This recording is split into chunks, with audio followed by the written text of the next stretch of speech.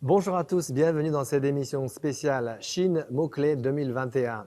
Dans l'épisode d'aujourd'hui, nous allons parler de la double circulation, un terme qui a fait son apparition dans les discours politiques en Chine début 2020.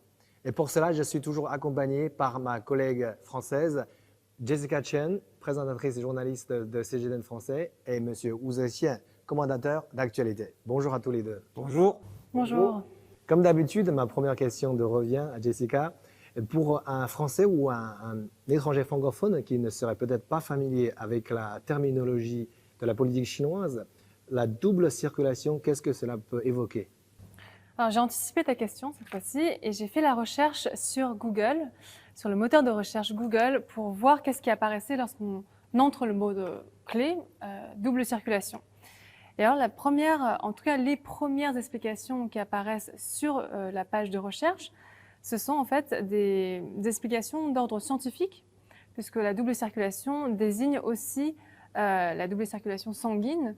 Donc, cette irrigation qui part des deux cœurs, donc grâce à la structure du cœur, vous avez la circulation générale donc, qui part du cœur gauche et qui irrigue tous les organes, et le côté droit qui irrigue donc, les poumons. Donc, en SVT, en sciences de la vie et de la terre, dans nos cours, ça se représentait par ce schéma où on avait le cœur au milieu et on avait la ligne rouge qui part comme ça d'un côté, la ligne bleue qui part de l'autre.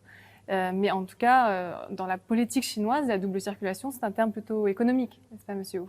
Tout à fait. C'est un terme complètement économique, c'est-à-dire circulation intérieure, c'est-à-dire circulation basée sur le marché intérieur. Circulation extérieure, c'est la connexion entre le marché domestique et le marché international. Voilà. En gros, c'est ça. Et justement, pour permettre à nos téléspectateurs de connaître le contexte précis en fait, dans la politique chinoise, permettez-moi de rappeler la phrase complète dans les documents officiels concernant la double circulation. Cette phrase est en fait composée de deux parties. La première, c'est « Établissons une nouvelle structure de développement en mettant la circulation intérieure au centre ». Et la deuxième partie, c'est « En faisant de sorte que la double circulation intérieure et extérieure se complète ». Mais la presse étrangère a souvent tendance à ne mentionner que la première partie. Elle apprend comme preuve que la Chine va commencer à se refermer sur elle-même. Jessica, toi, tu lis beaucoup la presse étrangère. Est-ce que c'est le cas? Alors moi, je pense qu'il faut remettre en contexte, parce que, mis à part la définition que tu as donnée, il n'y a pas eu d'explication ou de développement très précis sur la mise en œuvre de cette stratégie. Donc, qui dit pas d'explication, dit forcément interprétation. Donc la presse a dû donc interpréter, spéculer sur la signification de ce terme. Donc les médias, peu importe étrangers ou d'ailleurs, ont eu certaines interprétations. Donc pour certains médias, il s'agit en effet de la volonté de la Chine de se recentrer sur son marché intérieur et donc de se défaire de sa dépendance du marché extérieur. Et donc ça marque un tournant finalement, puisque on est dans un pays où était prônée jusque-là la politique de la grande circulation internationale. En 1987, voilà, on veut désenclaver les côtes, on veut développer une industrie manufacturière à forte intensité de main-d'œuvre, donc tourner vers l'exportation. Ici, si on commence à vouloir se recentrer sur le marché intérieur, ça marque en effet un tournant dans la stratégie politique chinoise. Mais est-ce que cette transformation, ça existe, comme on a dit tout à l'heure dans le document officiel? Il existe bien cette intention, c'est-à-dire de mettre plus d'attention au marché intérieur.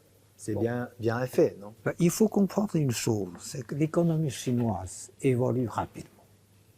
Au début de l'ouverture et de réforme, la Chine était très en retard sur le niveau de développement. Il n'y avait pas suffisamment de moyens financiers pour investir dans les infrastructures, pour développer davantage l'industrie, pour moderniser l'agriculture. Qu'est-ce qu'on a fait? On a dû introduire massivement les investissements étrangers. C'était la tâche principale de l'ouverture. Voilà, introduire les capitaux étrangers. Bon. Après, petit à petit, la Chine évolue. Comme vous avez dit, au début, c'était basé sur voilà, la politique d'ouverture caractérisée par le faible coût de la main-d'œuvre. Maintenant, ce n'est plus le cas avec le développement économique rapide, avec tous les résultats qu'on a eus. Aujourd'hui, le niveau de développement de la Chine n'est plus du tout celui du début de l'ouverture et de réforme. Bon. En même temps, au fur et à mesure du développement économique de la Chine, le niveau de vie de la population chinoise augmente tout aussi rapidement. Donc, si on pense qu'à l'époque, il n'y avait pas vraiment un marché de consommation respectable en Chine, aujourd'hui, ce n'est plus le cas. Ce n'est plus le cas. En Chine, on a une classe moyenne de plus de 400 millions d'habitants. C'est la plus grosse classe moyenne dans le monde. Qui ont un grand pouvoir d'achat. Un grand pouvoir d'achat. Autant de consommateurs qui ont la capacité de consommer beaucoup de choses. Du coup, il faut satisfaire les besoins des consommateurs chinois. Bon, du coup, la situation intérieure. En même temps,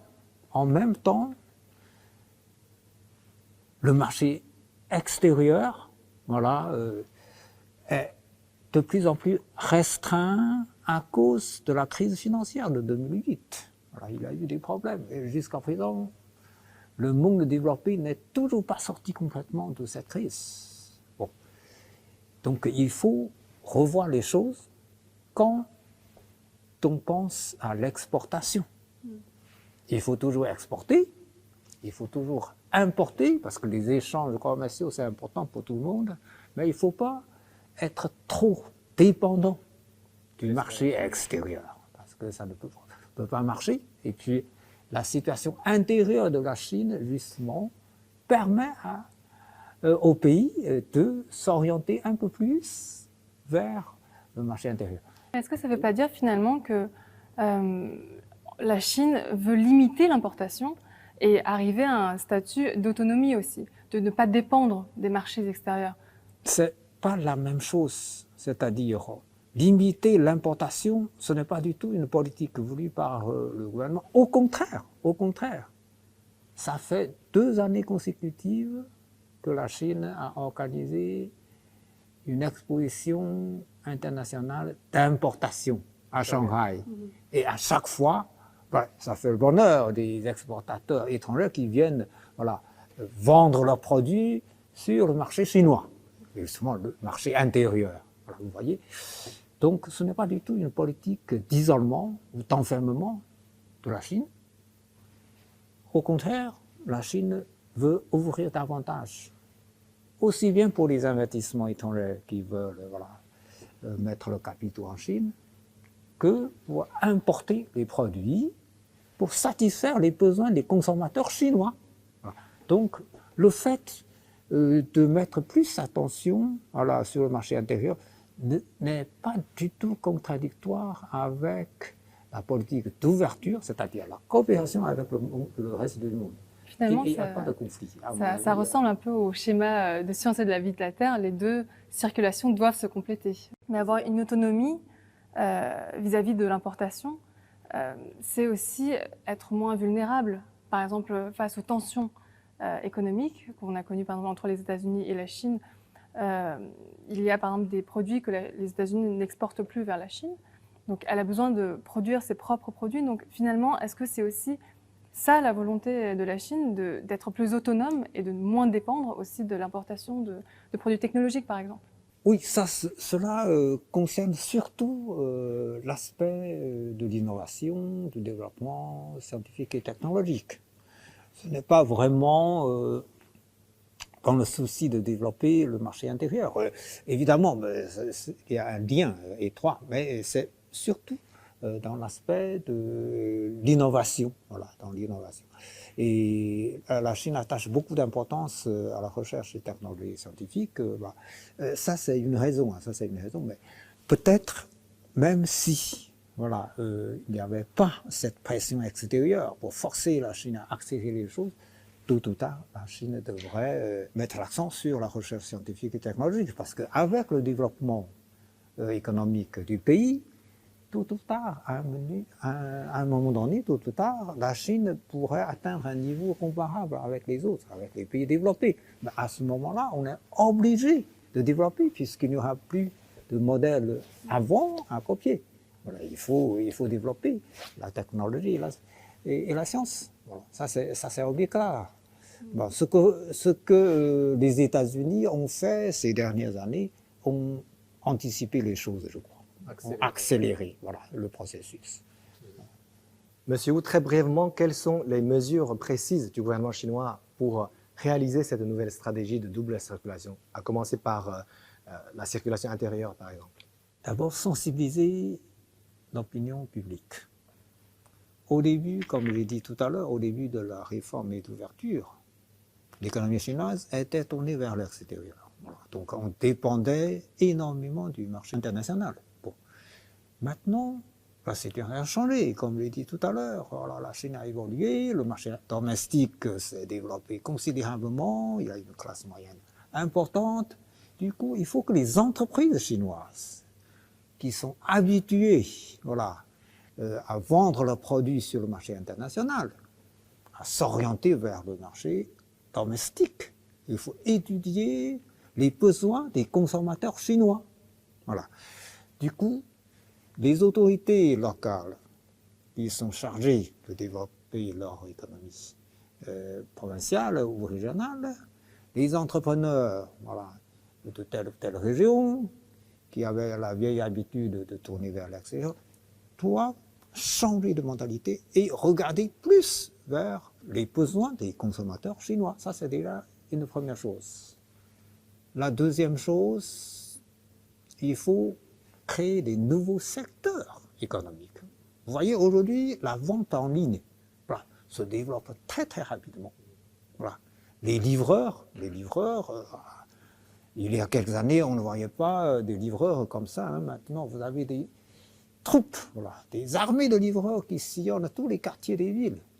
Je pense que certains acteurs du marché n'ont pas le choix parce que certaines entreprises qui étaient auparavant orientées vers l'extérieur à cause du déclin du marché international, maintenant sont obligées de se tourner vers l'intérieur. Dans ce cas-là, peut-être, vous disiez tout à l'heure que ces entreprises, ces entrepreneurs doivent eux-mêmes changer un peu leur mentalité. Mais dans ce processus, le gouvernement chinois peut-être pourra les accompagner aussi, les aider un peu dans cette transformation vers Est-ce qu'il y a des mesures pour guider justement le regard, comme vous disiez, des entreprises vers l'étranger, pour la recentrer vers l'intérieur?